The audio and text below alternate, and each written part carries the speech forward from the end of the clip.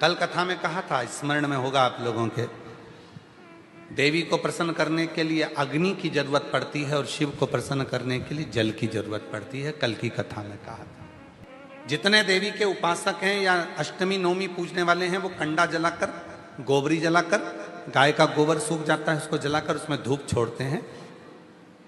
मालपुआ या पूड़ी या खोट या सब्जी जो भी बनता है उसको छोड़ते हैं। अष्टमी नवमी पर पूजन करते हैं, धूप देते हैं, अग्नि में छोड़ते हैं। क्यों छोड़ते हैं?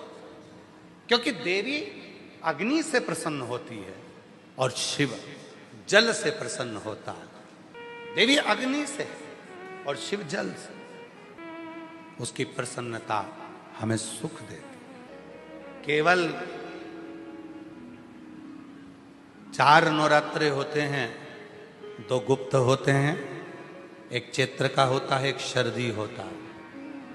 केवल 4 नवरात्रे ऐसे होते हैं जिन नवरात्रे में शिव जी के मंदिर में अगर दीपक भी लगाया जाता है तो लंबी बत्ती का लगाया जाता है। बाकी के समय में शिव के मंदिर में गोल बत्ती का दीपक लगता। क्यों? कहते हैं 64 योगनियां। आपको पहले भी कहा था, आज फिर अच्छे से समझ लीजिए। ये शिवलिंग है, ये जलाधारी है, ये पानी बहता है, बीच में अशोक सुंदरी है, राइट में गणेश जी हैं, लेफ्ट में कार्तिकेय हैं। शिवलिंग के ऊपर जो जल टपकता रहता है वो शिव जी की 5 लड़कियां, जया, विषहरा, शामली बारी, दौतली, देव है।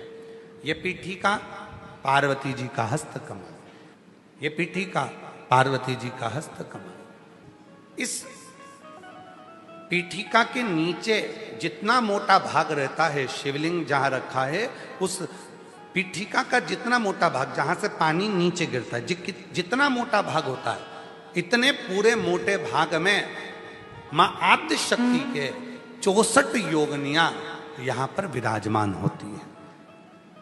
जब हम जल समर्पित कर कर लंबी बत्ती का दीपक नवरात्रे में लगाते हैं तो जो 64 योगनियों की जो शक्ति है, 64 योगनियों का जो फल है, देवी की आराधना और साधना का जो फल है, भले हमने व्रत करा नहीं करा, भले हमने पूजन करी नहीं करी, भले हम नवरात्रे में कोई व्रत साधना तप नहीं कर पाए, कोई बात नहीं, पर जिसने शिव को जल चढ़ाया, ये जल बहकर यहां से निकलेगा।